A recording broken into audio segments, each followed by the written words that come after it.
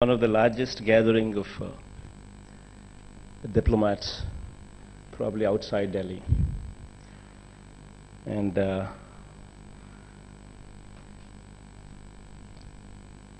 excellencies, the ambassadors, the high commissioners, consular generals, and other distinguished dignitaries from across the world.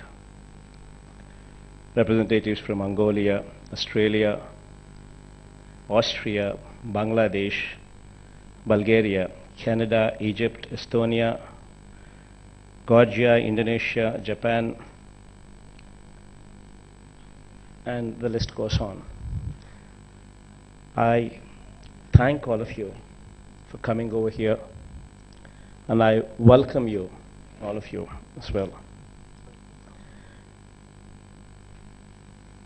More than 30 countries, more than 50 representatives, 16 ambassadors, all of them, I sincerely thank from the deepest of my heart. Today, I think this is one of the one of the unique initiative what is being started over here, and the sincere thanks to central government for actually coming forward to make this a reality.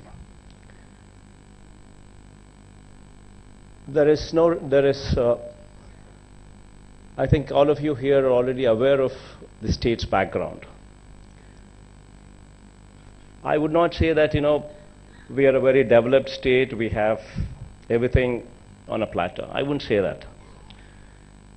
We are a port state, there's no denial of that. We don't have a tier 1 city like Hyderabad or a Bangalore or a Chennai. I wouldn't deny that as well. But we have our inherent strengths. We have 975 kilometers of coastline. We have four ports, 6 airports. To begin with, this is our strength. And above all, adding to our strength, I'd like to speak a few words about the governance. One very important thing what attracts investment is how stable the government is. And I can take pride in telling you that an overwhelming mandate was given to us. We have, out of 175 MLAs, constituencies, we've scored 86% of the seats, 151 plus seats. And as far as the parliamentarians are concerned, we're also proud to say that we are the 4th largest party in the country, the number of parliament seats. And we're also proud to say that we share a phenomenal good relationships with the central government, and as well as the neighboring Telugu state of Telangana as well. Not to ignore Tamil Nadu, the adjoining state as well, and Karnataka as well. So the ties with the neighboring states are phenomenal. Central government support is there. There's an overwhelming mandate in our favor. This could also add to our strength when we market ourselves to the outside world. And speaking of what we can do to facilitate better trade, I can just speak of one or two very important aspects what would actually be a deal clincher. Today, most of the governments suffer in providing corrupt-free government, in providing transparent policies. This I take pride to say that our government here is committed to providing corrupt-free government, a transparent policy in place, a fair policy, what is very important to attract investment. This is very, very important, and I think we will stand as a role model in delivering these commodities. We recently passed an enactment in the Assembly, in the just concluded Assembly,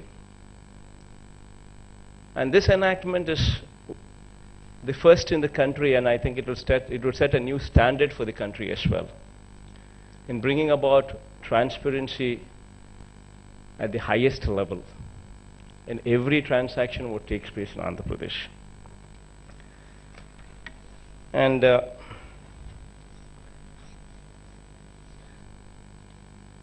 I think a few of these 60 days of our governance,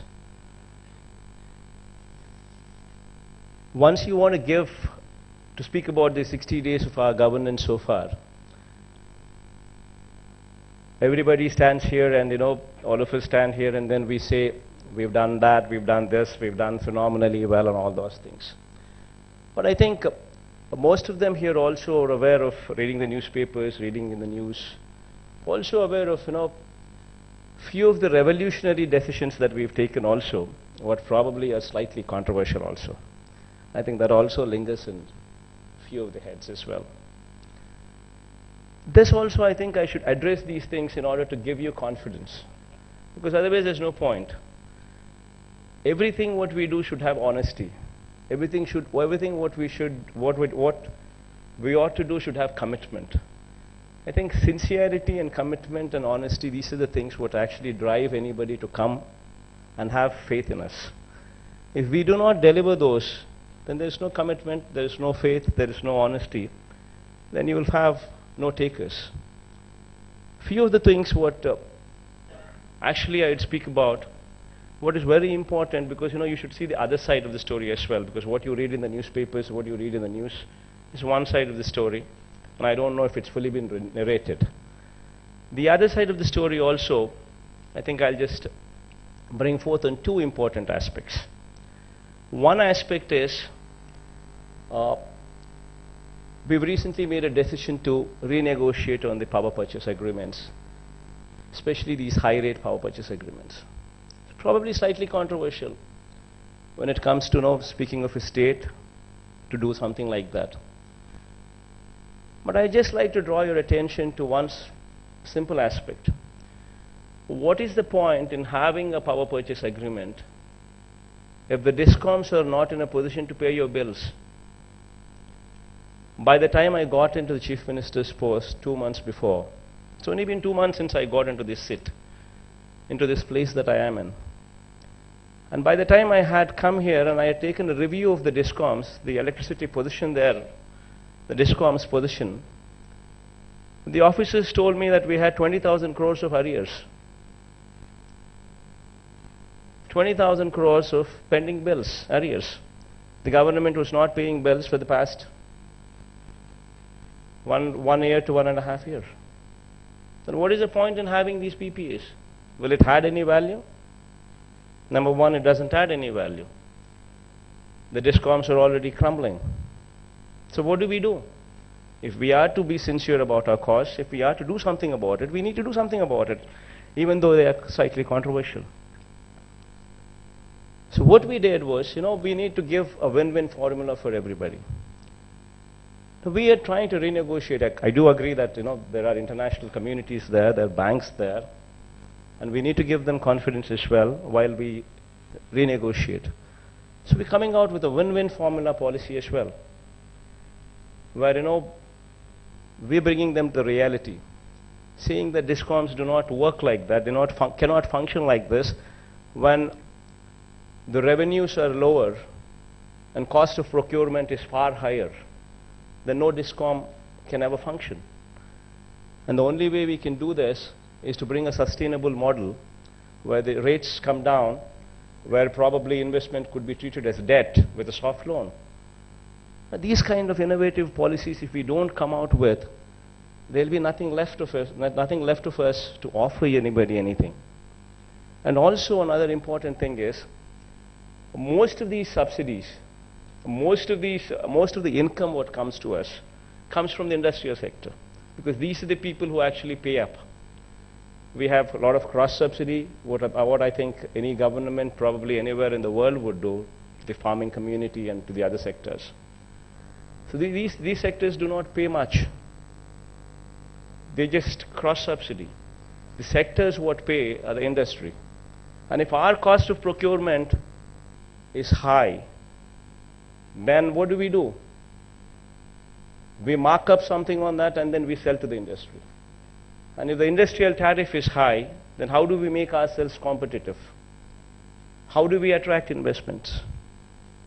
So it's got to be a bold decision taken somewhere along the line where honesty is required, commitment is required, and sincerity is required. And that's what we did.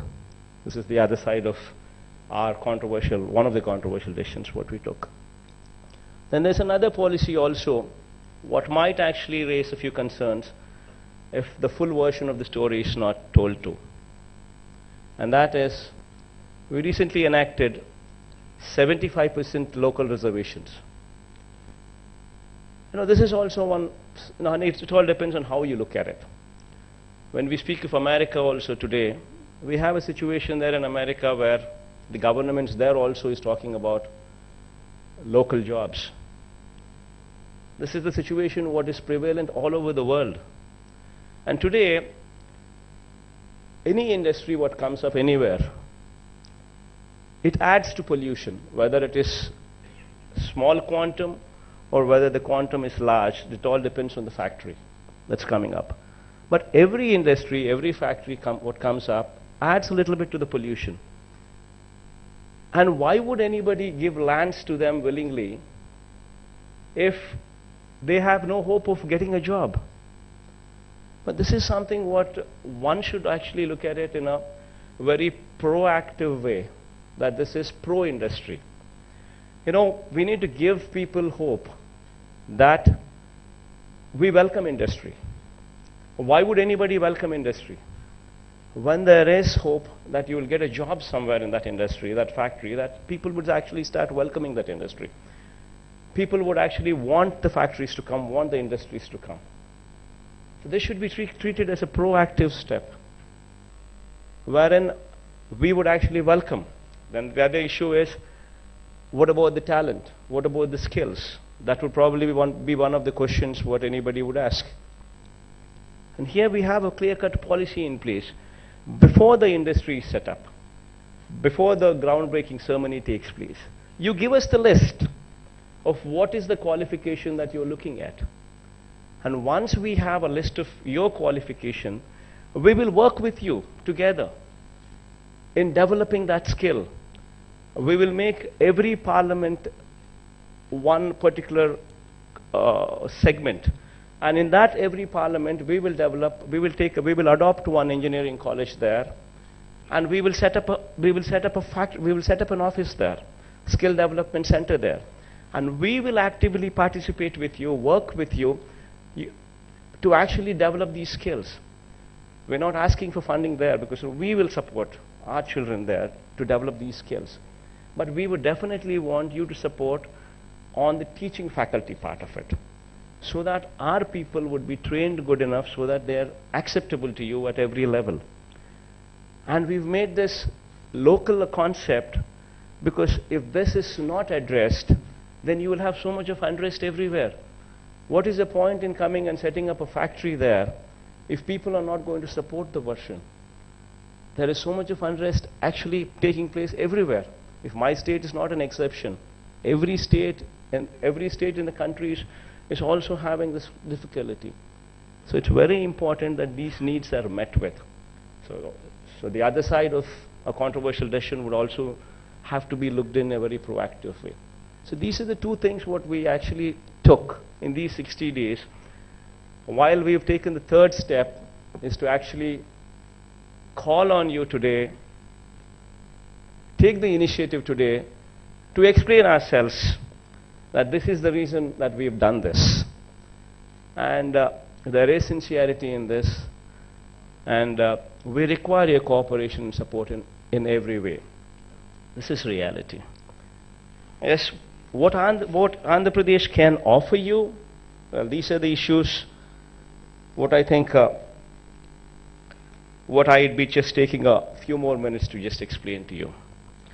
You know, what we can offer you is we have a big coastline, 970 kilometers an odd coastline. We have 4 ports, as I've spoken earlier. We have 13 districts, out of which 6 districts have already have an airport. We're going to enhance these ports. By the end of these 5 years, we will actually be coming up with 4 more ports. So that would make basically 8 ports. As I have said earlier, with these ports, we would add value. What we can offer is what Andhra Pradesh needs, I would say. Aqua products, I think, you know, Harishana just spoke some time back about the blue economy and what kind of aqua exports we have. What kind of, and he also spoke about the rice bowl for the country being from here. But what we are lagging also, I would just speak about it, where we need your support and where we need your help, is to come up with, you know, build standards for global markets. This is something what we need your help on. You know, we manufacture products, but are they to the global standards? That is something where we need your help. You know, we also want these gaps, good agricultural practices, the global standards.